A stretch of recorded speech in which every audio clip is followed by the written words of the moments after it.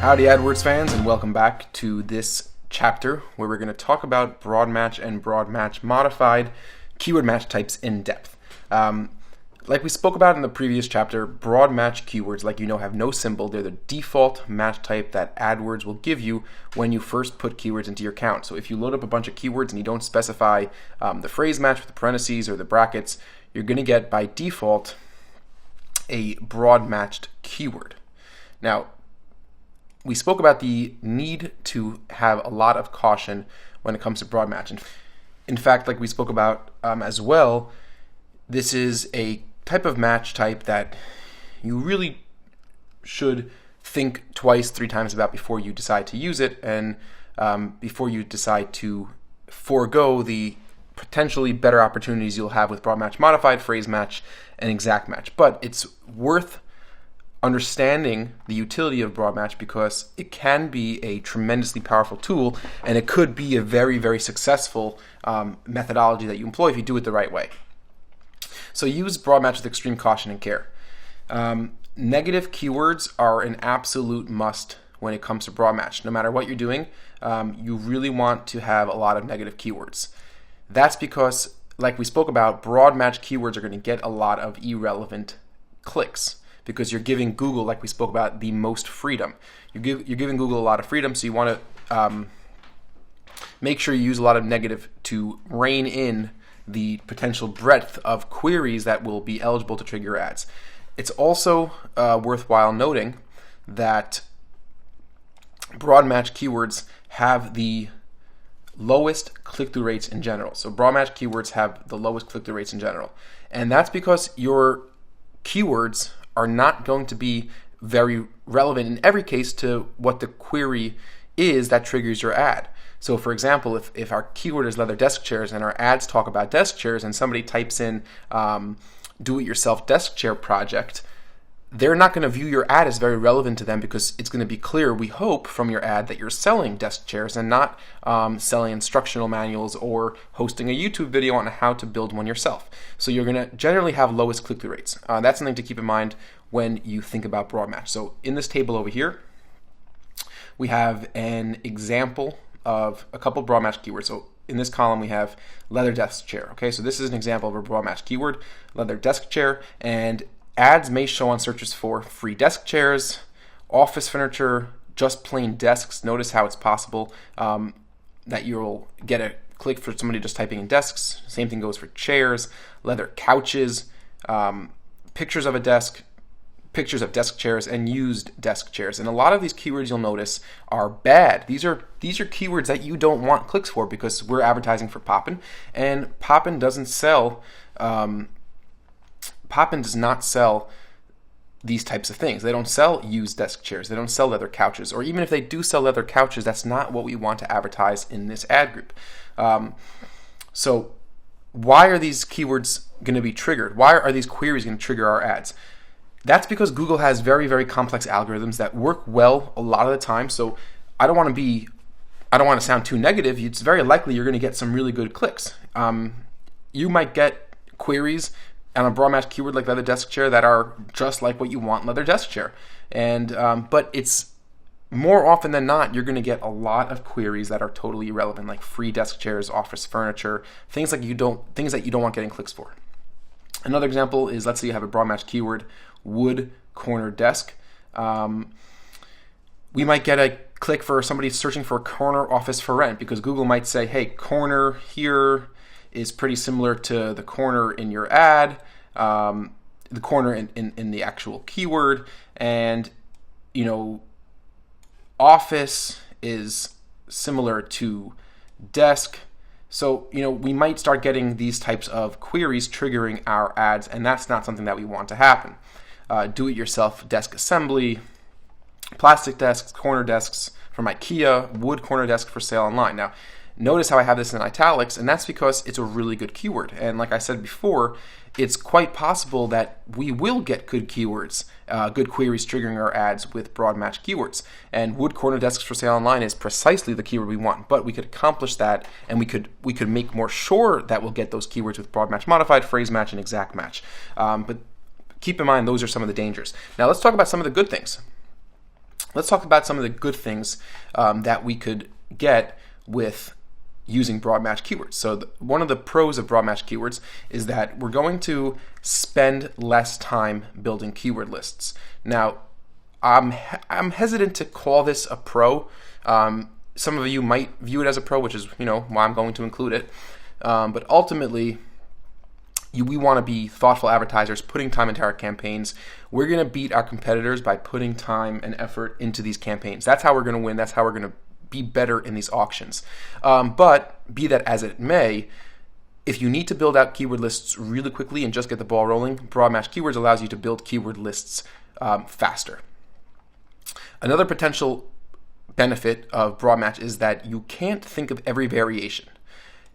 It's a great way to discover new ideas. What do I mean by variation? So leather desk chairs. If I had that as an exact match, leather desk chairs, then somebody who types in buy leather desk chairs online wouldn't be somebody who would be able to see my ad because my keyword was an exact match leather desk chair. Broad match keywords allows my ad to show for long tail keywords with multiple words and terms in them, things like sentences. People are using Google now more as they talk, as they would, they search more as they would talk. So somebody might be going into Google and typing in, where can I find leather desk chairs online? And if we had this leather desk chair as an exact match, we would not be able to show that really great potential customer our ad. With a broad match or broad match modified, but more in the realm of broad match, we're going to be able to discover a lot of new ideas, and we'll be able to learn about the market. That's extremely, extremely valuable. We'll be able to learn the jargon, the rhetoric, the different ways and variations different people search for our products. And I promise you, you're going to find some interesting ideas that you would not have thought of yourself, even if you were building out a really great keyword list. And it's true, we could accomplish this with broad match modified as well, and broad match modified will help us knock out some of the wasted spend, which in fact is the reason why broad match modified is usually my favorite type of keyword match, because it allows you to cast a wide net. We'll talk about that in a minute. But that is one of the benefits of a broad match keyword, is that we will discover new ideas, because we will see in the search query report, which is something that we're going to talk about later, we're going to see the exact queries that people typed in that are actually triggering the ads. So that's a good benefit of broad match types. Using broad match is a strategy that can work with larger R&D budgets. So if you have a company, or if your company has money for research and development, and you want to be able to do a market test, understand the volume for certain types of keywords, understand all the different ways people are searching, and you want to generate a lot of interesting data really quickly, if you want to build a negative keyword list quickly and get negative keyword ideas, and you're okay with spending the money, or your company's okay with spending the money on that, then broad match keywords could be a really good way to get that research and development done. Broad match keywords used with extensive negative keyword lists can be a very powerful long-term solution. And I say this once again with extreme emphasis: thoughtful use of extensive negative keyword lists. Negative keywords are what's going to rein in. Negative keywords are what's going to knock out the word free. It's going to knock out office furniture. It's going to knock out plastic. So these are all going to be my negative keywords. And if I have a really, really good negative keyword list, then I'm going to be able to thoughtfully create more effective broad match campaigns. So that's what I really want to do. I want to think about how much time and how much effort I'm going to put into creating really good negative keyword lists, and that's going to really make the idea of broad match keywords much more palatable. The next benefit, and the last benefit we'll cover now at broad match keywords, is the cheapest cost per click. Because you're going to be shown on a lot of queries, and we haven't spoken about how the AdWords auction works yet, and we will, but inevitably some of these topics overlap.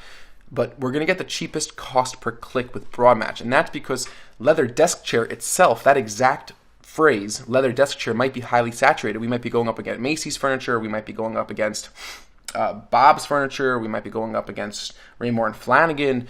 So leather desk chairs are really, really good term, and a lot of advertisers want it.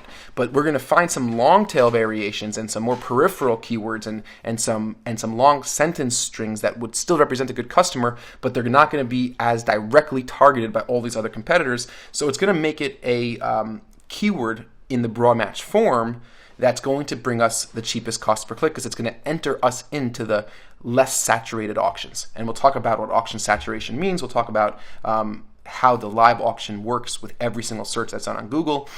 But just know broad match keywords will generally bring you the cheapest costs per click. And now let's talk a little bit about the cons of advertising with broad match, and we covered a lot of these already, but we'll just go over them quickly. So you'll spend a ton of money very fast on bad clicks, and that's something which is very likely to happen. And I'm going to take you into an account later. We'll take you into a few accounts, and we'll show you some of the crazy keyword terms that we found getting clicks for some of our keywords on broad match. That's similar to getting a lot of irrelevant. So one is you're going to be able to you could spend a lot of money very fast because you're going to be entered into the most volume, the most auctions from a volume perspective. You'll be eligible for the most searches with broad match, which also leads you to get a lot of irrelevant clicks and traffic. So not only will you spend a lot of money fast, but that money won't be spent on bringing you the highest quality traffic. The low click-through rate could hurt your quality score. We haven't touched quality score yet. We haven't talked about it. We will talk about it in a few chapters from now. But just know that quality score is good. You want to have a high quality score, and low click-through rate will hurt your quality score, which will ultimately make you pay more for your click. It's also the hardest type of keyword to drive direct conversions and brand awareness. That's because in brand awareness and brand engagement. That should really be more focused on engagement. It goes back to the same fundamental concept. We're getting clicks for less relevant terms, for less relevant queries. People are searching for things that are not directly in line with what we want to advertise, and our ads are being shown, and our ads are likely going to get clicks. So those people who come to our website are not going to be those bottom of the funnel ready to buy people. They're going to be often they might be those people, but oftentimes with broad match, they're going to be people who are not ready to buy. They're more in the informational stage. They're more doing some comparison shopping. They're just more casually browsing, and it's not going to drive the type of engagement and the type of direct conversion sort of click that a phrase match or an exact match keyword will generate. And remember, while we have this keyword here, leather desk chair. While that's our keyword, with broad match, that is most likely not going to be the query that we're going to get clicks for. Leather desk chair is our keyword, but the queries that will trigger the ad that is tied to this keyword are going to be very, very spread out. They're going to be very broad, and they might have minimal relevance, as we see here. They might have minimal relevance to the actual keyword loaded into my account. So that's why we're going to get less direct clicks and conversions, less brand engagement, a lower CTR, a lot of irrelevant clicks, and spending a lot of money. It all goes back to the same fundamental thing. But keep in mind, broad match could be a beautiful thing. We've used it extremely effectively. I'm going to show you campaigns where we actually are using broad match. Once again, for newer advertisers, try to stay away from it. Try to build your campaigns with the other match types that will help you out, that will do a lot of the work for you, that will save you a lot of money. And now that we have a good understanding of broad match, let's jump in and talk about broad match's older brother, broad match modified.